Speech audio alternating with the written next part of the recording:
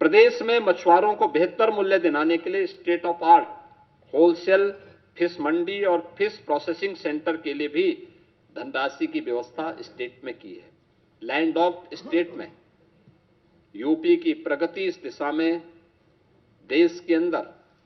अग्रणी राज्यों में है और इस दिशा में उस जो कार्य करने की संभावनाएं हैं, इसमें वर्ल्ड फिशरीज प्रोजेक्ट सेंटर की स्थापना का भी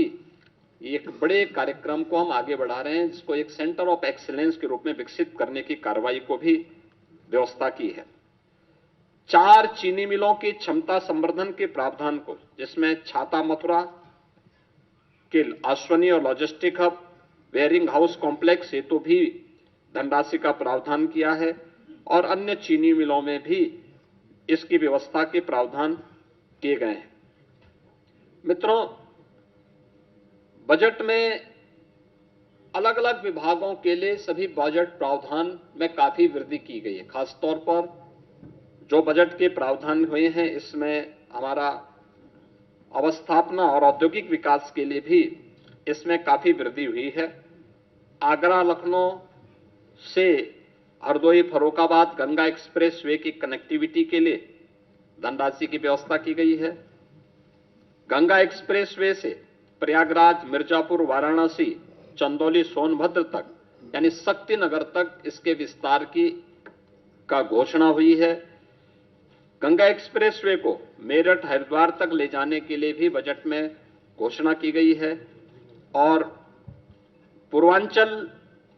लिंक एक्सप्रेस वे को यानी सोनभद्र के शक्तिनगर तक, चंदौली, गाजीपुर तक ले जाने के कार्यक्रम को भी हम लोगों ने आगे बढ़ाया है। यूपी बायोफ्यूल प्लास्टिक केंद्र को भी विकसित करने की कार्रवाई को हम लोगों ने आगे बढ़ाया है और एफडीआई फॉर्च्यून 500 के अंतर्गत आने वाली जो कंपनियां हैं, एफडीआई के लिए आने वाली कंपनियों के लिए भी विशेष प्रावधान हम लोगों ने इस बजट में उसकी घोषणा भी की है। इसके साथ ही एमएसएमई सेक्टर में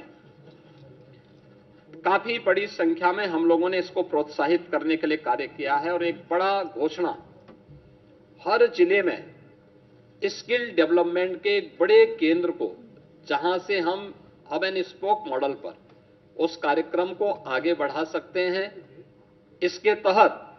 सरदार वल्लभ भाई Patel employment zone,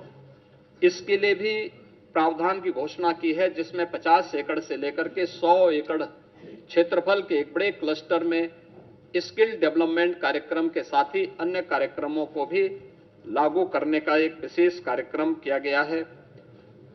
one district one cuisine योजना के अंतर्गत भी स्थानीय खाद्य पदार्थों की ब्रांडिंग की जा सके, इसको प्रोत्साहित करने का भी प्रावधान